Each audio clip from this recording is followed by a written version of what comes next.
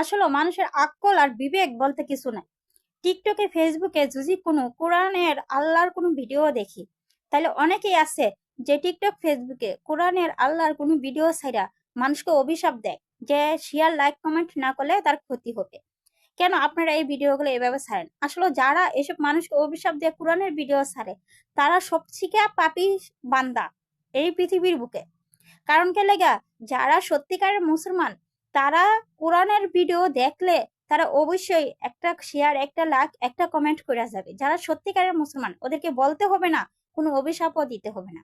তাহলে কেন আপনারা মানুষকে কোরআনের ভিডিও ছেড়ে অভিশাপ দেন যে একটা শেয়ার, একটা লাইক, একটা কমেন্ট যে না করবে তার ক্ষতি হবে?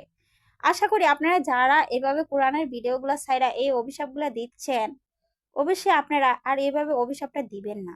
কারণ যারা সত্যিকারের মুসলমান, যাদের বিবেক বলতে কিছু আছে, তারা অবশ্যই কোরআনের ভিডিওটা দেখলে, আল্লাহ টিকটকে দেখুক আর ফেসবুকে দেখুক আর ইউটিউবেই দেখুক, তারা কখনো উপরে ধাক্কা দিবে না। যারা সত্যিকারের মুসলমান একটা শেয়ার, একটা লাইক, একটা কমেন্ট এমনিতেই করবে। এই কোরআনের ভিডিও ছেড়ে কোনো অভিশাপ দেওয়ার আমি মনে করি না যে কোনো প্রয়োজন আছে। আমার কথাতে ভুল হলে যারা কোরআনের ভিডিও ছাড়েন অবশ্যই তাদের কাছে খারাপ লাগতে পারে। আমার কথাতে ভুল হলে আপনারা মাফ করে দিবেন।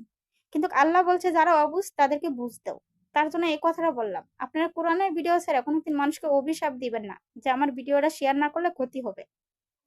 অবশ্যই যারা মুসলমান তারা এমনিতেই আপনাকে শেয়ার, লাইক, কমেন্ট করবে কোরআনের ভিডিও দেখলে।